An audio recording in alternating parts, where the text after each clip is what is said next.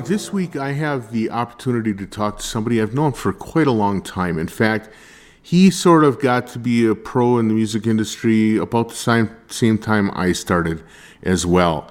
I remember the first time I really met him face to face was at a NAMM show, which ought to tell you a lot. His name is Dave Hill Jr., and he has done a number of things. So over the years, he's been an author. He's worked at Ableton in sales and sales management and marketing and brand development. He left there and moved to Isotope, where he's been working for the last many years. And so with that, I want to say hi to Dave Hill Jr. Hi, Dave. How are you? Hey, Darwin. Good, thanks. Thanks for having me on your podcast. Yeah, well, thanks a lot for being here. I really, You bet. I thought it was a great opportunity to talk a little bit outside of the range of where I normally interview. Because I interview a lot of people that are like, they make modular systems, or they're musicians, or they're coders, or whatever. And you come at things from a very different direction. So why don't you kick off by talking about the things you do, what you do for a living, for a gig? Yeah. Well, what I do for a living these days is probably primarily a marketing focus with a bit of sales and business development. And basically, I have been super lucky to work at companies like Ableton and Isotope to be able to tell interesting brand stories and really build up the awareness out in the market of the interesting things going on with the products. So it's kind of a joy and a pleasure, but it's a lot of hard work. Yeah, funny enough, I think we met at the NAMM show because we both are true musicians and geeks as well.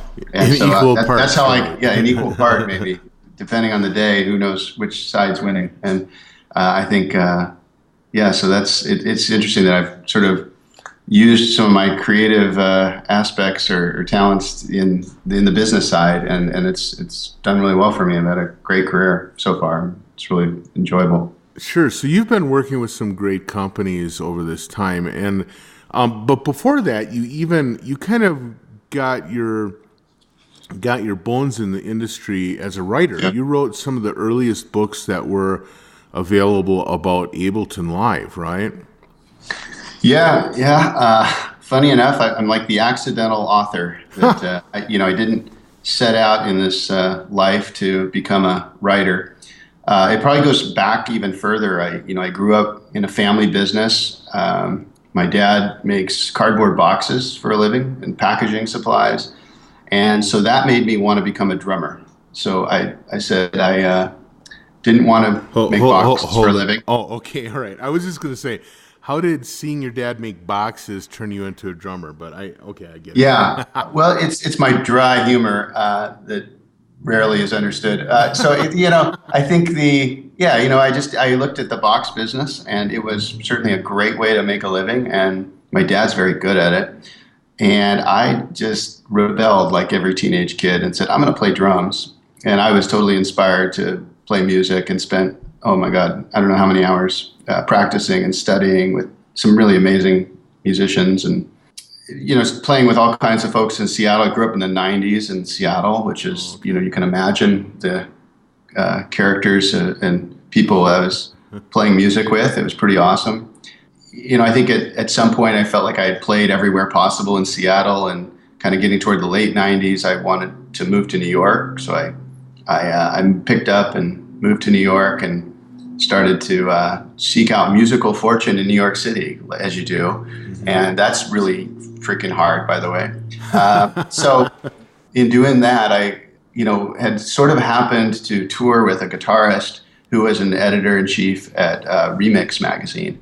And he started to, which doesn't exist anymore. I think it's totally like a fashion magazine or something now called, but there was a magazine called Remix that was a spin-off of Electronic Musician that was basically, really catering to the electronic music trend that was starting to happen in the late 90s.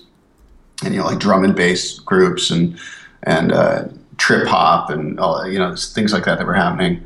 And so they needed an author to basically write about all the music software technology that was happening.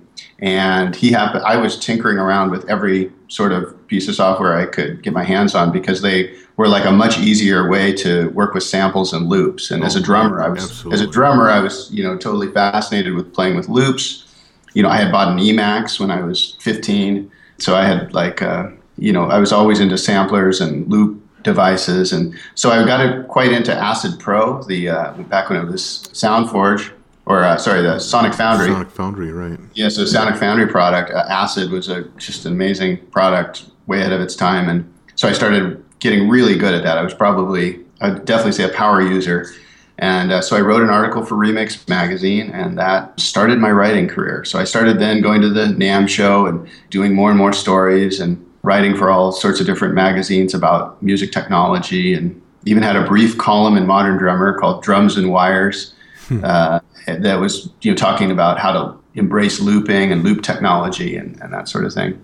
At some point, I guess it was year 2000, 2001, I met Gerhard and Robert from Ableton, and they were showing this kind of the next generation of Acid, really, to me, that was nonlinear. And I was like, that is the thing I've been wanting my whole life as a drummer. And so I fell in love with it.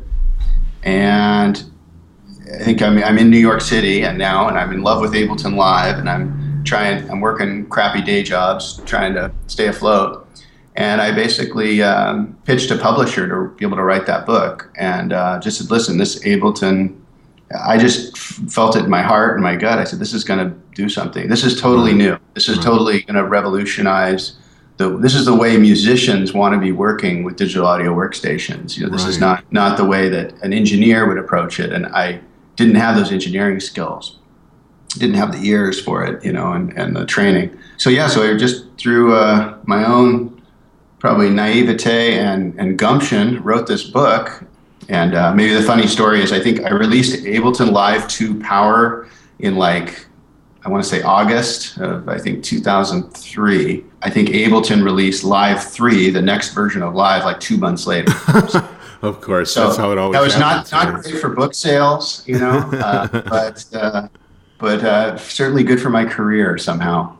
Sort of an accidental, so that's why I guess I say I'm like the accidental author who then became the accidental business builder and marketer and sales person. So that I was, product evangelist number 1. I was the first guy they hired in the U.S. and I built up the office and had a really fun time telling the many stories around that product, which is now, so well known. Yeah, indeed. Well, there's a lot there that I want to ask you about. But first of all, you're one of the few people who has at least admitted to starting off as a drummer. Yeah. I still play drums. I'm still that's probably my truest, most serious hobby these days. But I take it very seriously, and I'm in love with playing the drums. It's just I think it's a wonderful, magical thing still. Yeah, well, that's fantastic. The thing that's interesting to me is that you were toying around with technology at a time where I would say a lot of music technology was almost adverse to drummers. I mean, you mentioned the idea of moving to Ableton Live. One of the things that was really exciting was that it was, there was this nonlinear component. When you were working with Acid and some of these other things, how could you integrate drumming with something that had to be this timeline that was stretched out with a mouse or whatever? Yeah, I think it's like anything that was sequenced back in the day is you would just pre-sequence things and you would perform along with them, and you would probably have sections in a song where you would be more open or be able to do some improvisation. But I studied with a lot of jazz musicians and jazz drummers and whatnot, and I think had that aesthetic of I really wanted to have the freedom to improvise. So initially I started off being the frustrated jazz drummer playing along to the linear sequence, and then when I met Ableton, I was like, oh, this is awesome. I can actually improvise, and I was triggering different scenes or groups of loops and being able to improvise like you would with a band. Yeah, I was going to ask if you got involved with a lot of triggering setups. Yeah, I've experimented a ton in the past.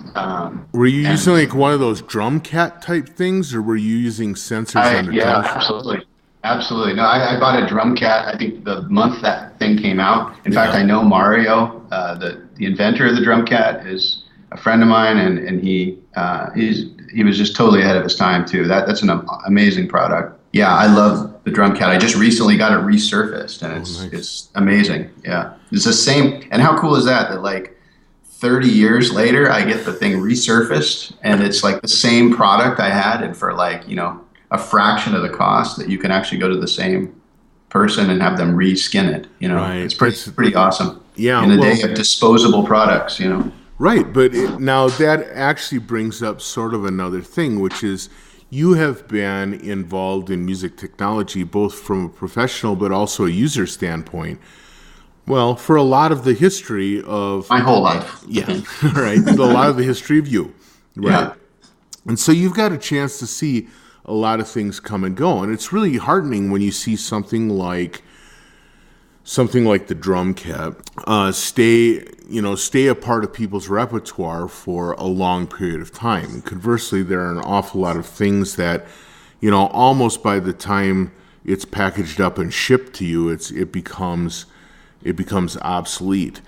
In your mind, what is it that with something like the drum kit, what is it that makes that have longevity when other hardware doesn't? I think craftsmanship, was definitely a part of it. I think Mario and his team, I think they worked pretty hard his team of like two, I think, worked really hard to make sure that the triggering was really spot on and wasn't doing a lot of false triggering. I forget the word for that, where they kind of crosstalk in a bad way. And I think the brain of the device was just really well imagined. And Mario's a player. He plays Broadway shows still. I think at least last time I talked with him, he's still doing some shows in New York, Broadway, and even like sitting in with the Rockette show and NBC Music Hall there. And so he knew the challenges that drummers have and the types of things that drummers would want to do with the device. So it's a classic, invention, much in the same way Ableton was invented by two techno musicians who Right. had a unique problem about wanting to perform, different arrangements of their music each night, depending on, the crowd and how they were feeling. And, so that necessity is the mother of invention is a true statement. And Sure. I think, that helped make that device. So I know that there's lots of other great products that have been made also by musicians and made by people who, are living it as well as making the products. But for some reason, I think in these cases, at least with the drum cat and Ableton, which I never probably imagined comparing those in the same sentence, but they, I think really nailed it, Right.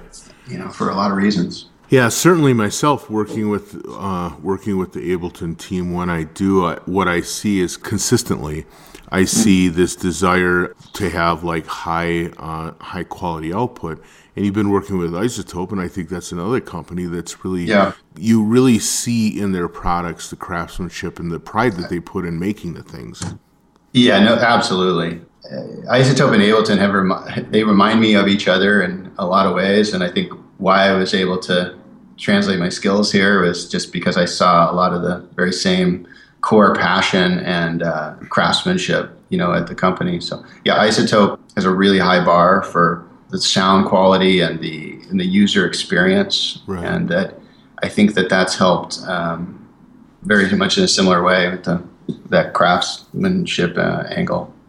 So I want to go back and talk a little bit about your early career as a writer, because I think a lot of people are kind of fascinated by the ability to do that. Writing sort of seems mystical, and even if you're an accidental writer, you still end up having to write, So when you approached the idea of making a book, the Ableton Live Power Book series, first of all, did you see yourself at that point as having being a power user, or were you going to have to learn on the fly? I think I thought I was a power user, and I probably was a little naive there as well. I think I didn't realize how much more of a power user I needed to be to finish the book.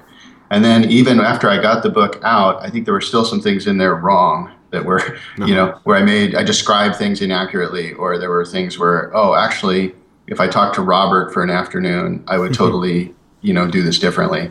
Right. So, yeah, but I was a power user probably, at least in the United States, I was probably one of a few people who was really a power user. Because I think the problem Ableton had back with Live 2 is a lot of people just didn't get the power of the program. Right. They were looking at it right away and comparing it to Acid Pro. They were comparing it to Pro Tools or whatever they were used to, and just saying, oh, this is a toy. This is not serious, creation tool.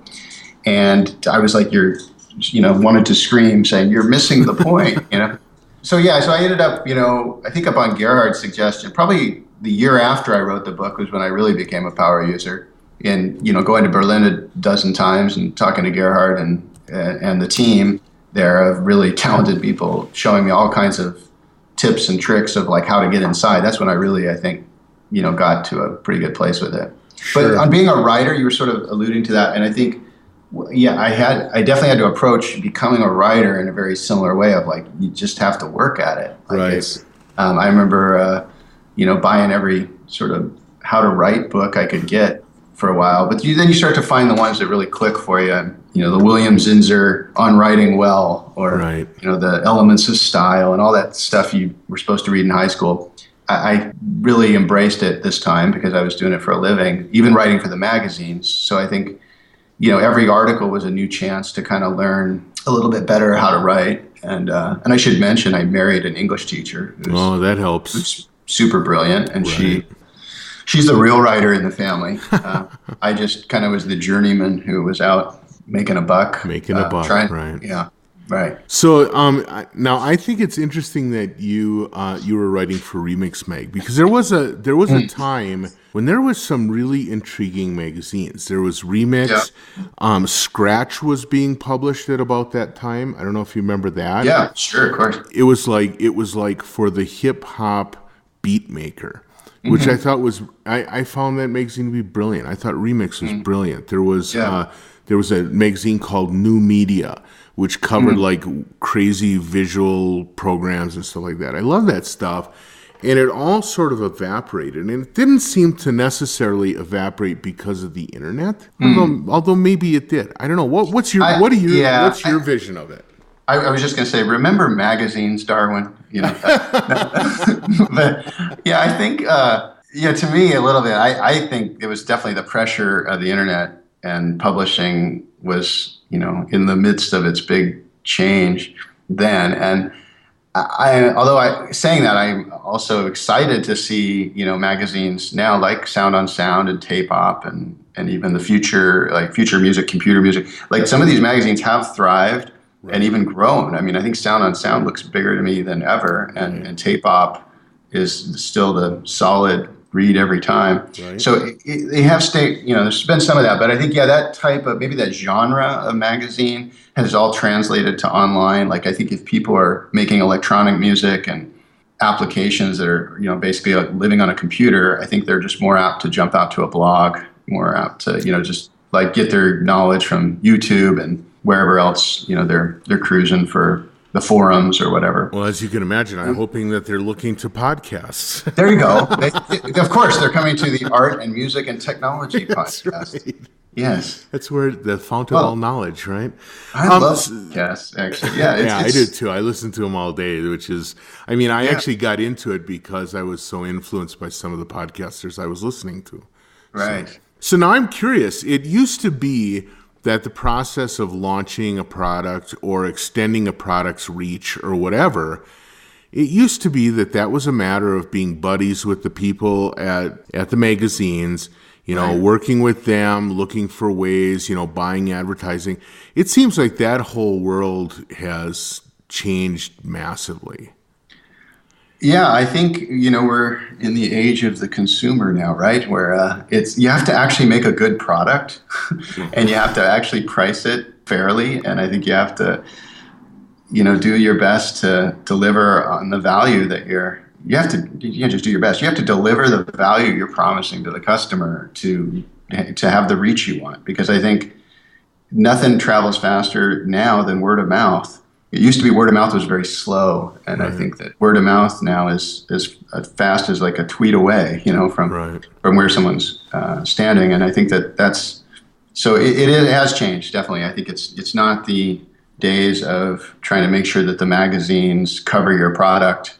I mean, that's certainly important because I think magazines, they do still have experts on their staff who have seen everything. Right. And so it is helpful to have them, chime in about what they see. And they often point out flaws or ways to improve things that only the really experienced folks will see and not every customer will see.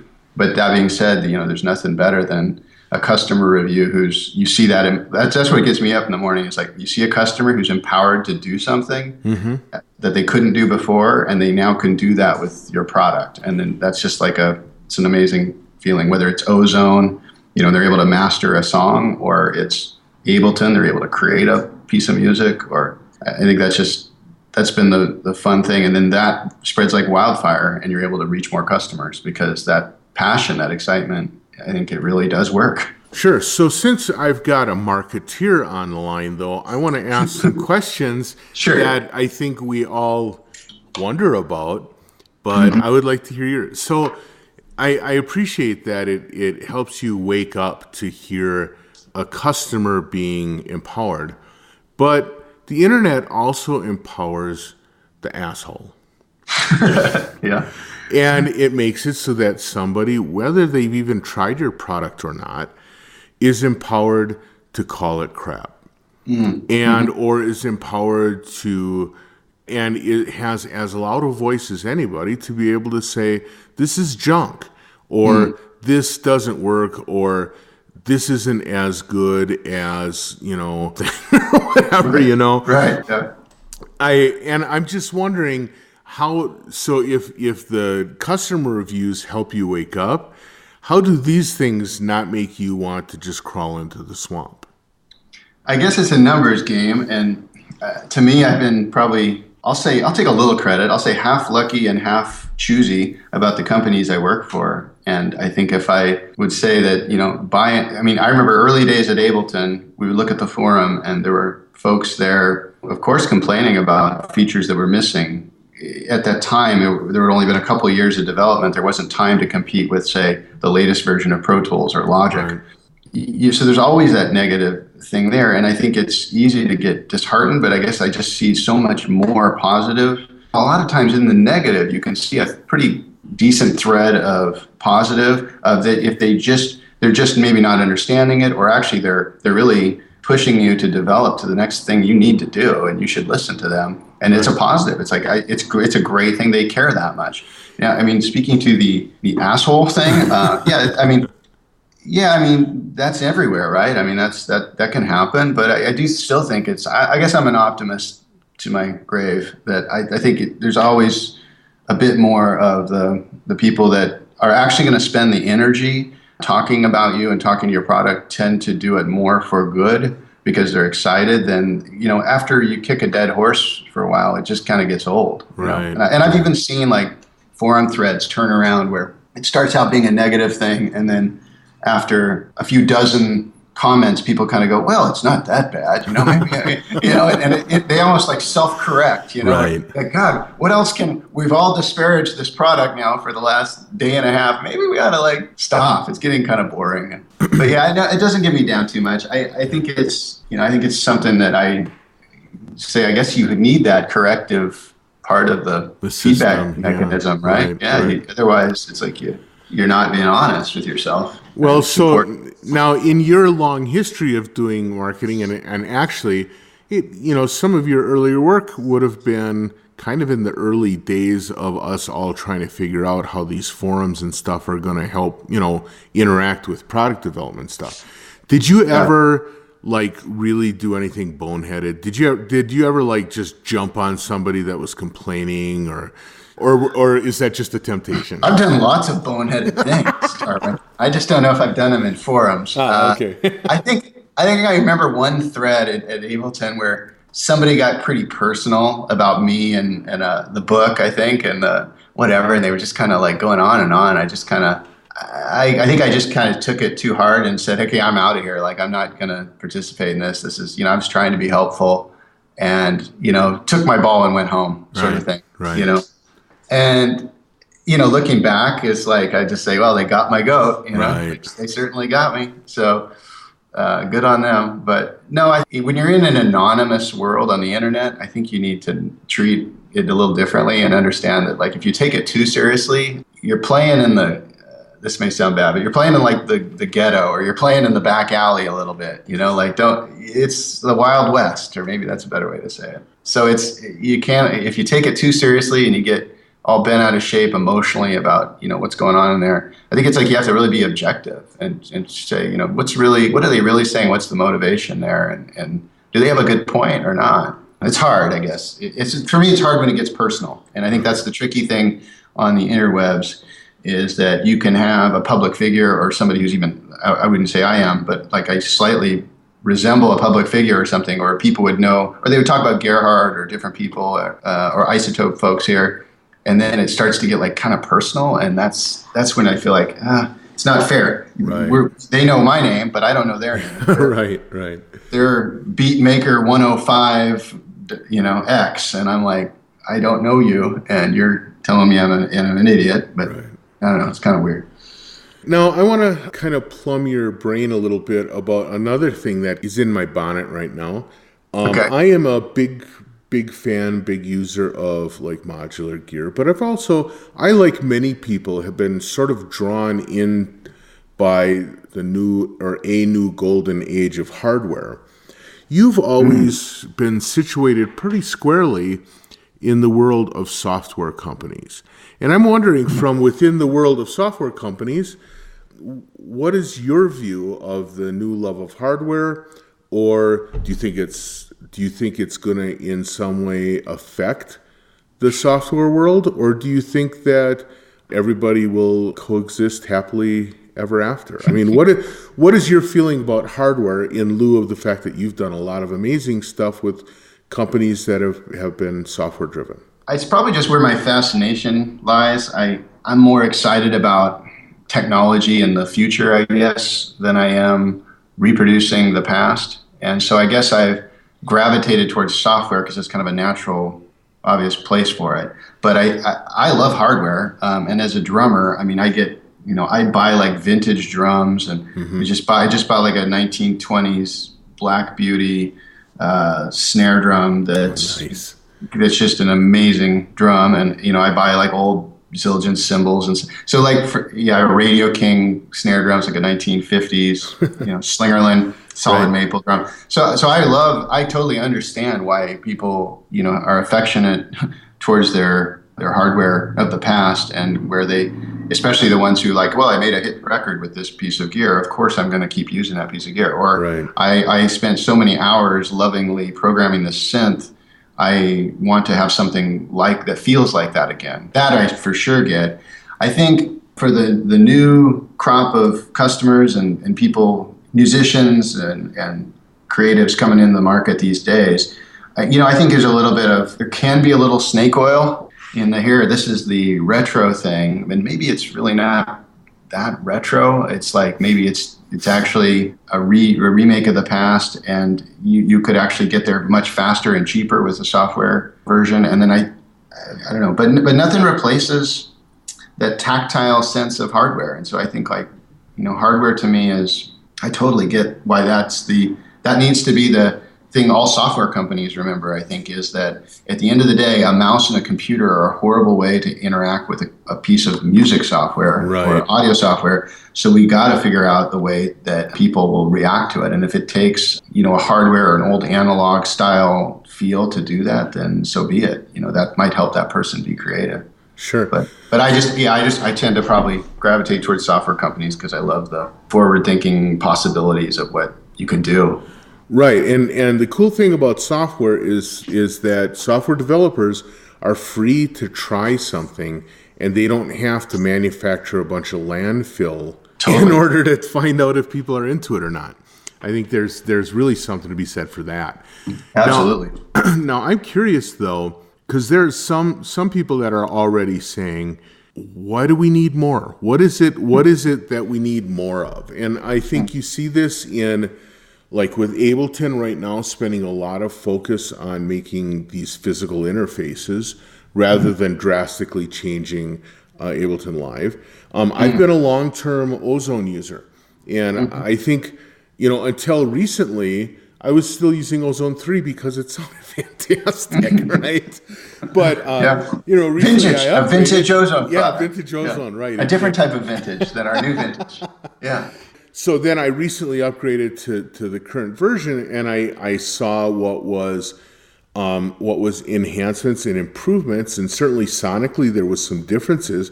And I'm wondering, in the brave world of software development, where do you think you're going to start seeing innovation? When it gets to the point that you're doing significant 32-bit recording and sound manipulation, and in a lot of cases 64 and sometimes even 128-bit manipulation of that data, it starts running into the noise floor, and it's just sort of like returns, diminishing returns.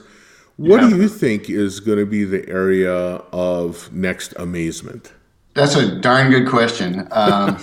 If you only knew, huh? If I only knew, I think I rely maybe my career and what I'm good at, Darwin, I think, is taking what brilliant engineers and brilliant customers who, and brilliant musicians and audio engineers, post-production engineers, with those people collaborate with some ideas to make something new. And I'm good at helping take that to market and get that out there and tell the stories around that, what that is.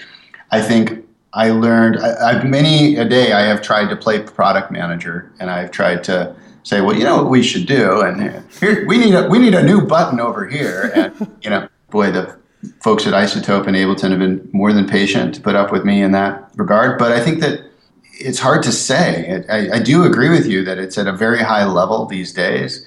And I guess when I look at what new products people are putting out, and you see a lot of vintage synthesizer type, products and emulations and such, and you see, kind of never an end to the amount of plug-in that even are, the variety of the same exact channel strip, a plug-in by different companies. It does sort of, you wonder, like, okay, what's next? But I think, to me, it keeps coming back down to workflow and trying to make the computer actually feel like a musical place, for lack of a better word. It feels like it's still not, I think Ableton's doing a lot to try and make the computer an instrument, and I think they've succeeded in a lot of ways. But I think that still, or even the iPad, right? There's a lot of people making interesting iPad apps, and you think, oh, everyone's just going to start using these. But it just doesn't quite happen, and I think it's not yet. I think that's still the mastery they're seeking. Like, people aren't reinventing the piano and the guitar as often as we are sort of reinventing the way you make music on a computer every couple of years. Right. And so I think we haven't quite got it to that mature state where it's like, oh, this is the way we're going to do it. It's still like we all have an idiosyncratic way of working and doing things on a computer. Making music or producing audio, and it's all different. Like, I bet your setup is totally different than mine, and mine is totally different from probably everyone here at Isotopes. So it's like unique still. And I think that whereas if you sit down with a guitar or a piano or another instrument, you kind of know what you're getting, and it might change. The neck thickness might be different, or the string gauge or something, but it's not like light years away. Well, so I think that's where the innovation. So I know I'm going on and on, but I think that's where, to me, the innovation is the right computer interface for all of this, the right workflow and the real estate on the screen to how things. I think that's really important. And I know one thing at Isotope, and I know this is true at Ableton. It was just a lot of thinking going on around that workflow, and that every decision you make on the design side is so essential, because that's what the customers really, where they're living. I feel like there's still room to innovate there. Yeah. Well, and it's interesting because, certainly we haven't defined the world of electronic music in a way that would allow there to be like the Suzuki method for, Right. But maybe that's the point of electronic music, is that it was never meant to be exactly that. But maybe, too wild to be tamed. Yeah, right. I don't know. Maybe. So one last question, and then I'll let Sure. you go. You've worked with two of the most innovative companies in the music space.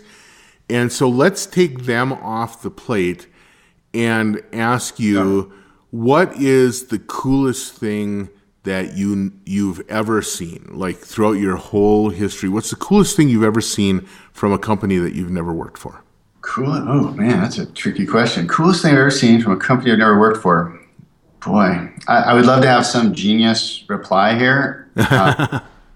No, this is a gut reply thing. Yeah, if I'm just going to be taken from the gut, I mean, we mentioned the drum cat, so that has a special place in my heart. But to me, I mean, I would just go with the simple old iPhone or iPad. I mean, I think those devices have changed a lot of lives, and I don't work for Apple, but I think that innovation has helped imagine a lot of possibilities with a touch screen, just making a touch screen ubiquitous and feel good. I mean, that gets to the heart of what I was saying a minute ago about interface design and ID and all that. I know that's a boring answer to say, oh, Apple, but that is. I mean, hey, it's I'm playing with my iPad every day, and I have an iPhone that helps me with too many things. So, but if I think like music career, the whole thing, I do think that the old Akai samplers were really awesome to me, and playing around with the, which eventually, a lot of the technology was in the MPC and such. So I think that stuff to me always holds a special place of like, oh, that was just the coolest stuff I'd seen at that point. And if you ask me now, it's really, boy, I just think it's tricky there's so much stuff out there that's amazing. There is indeed. Well, Dave, Cycling 74 also makes some amazing stuff.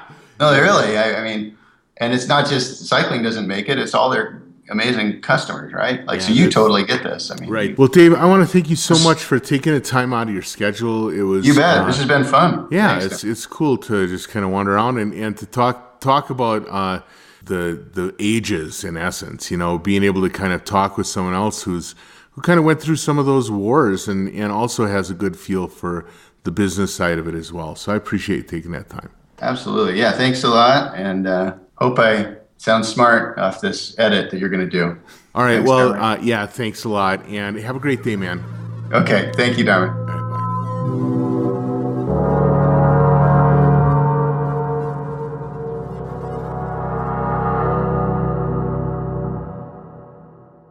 Okay. Again, I want to thank Dave Hill for spending the time talking with us about his stuff.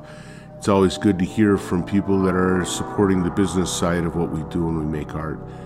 I want to thank also you, the listeners, for continuing to support me, listening to the podcast, downloading it, leaving comments, and sharing it with your friends. It's all really helpful, helps get the word out there, and that's what's the important thing. I want to encourage you to continue listening. If you haven't caught up, we've got an awful lot of backlog in terms of podcasts that people might not have listened to. So go back in the archives and check them out. Otherwise, thanks a lot, and I will catch you next week. Bye.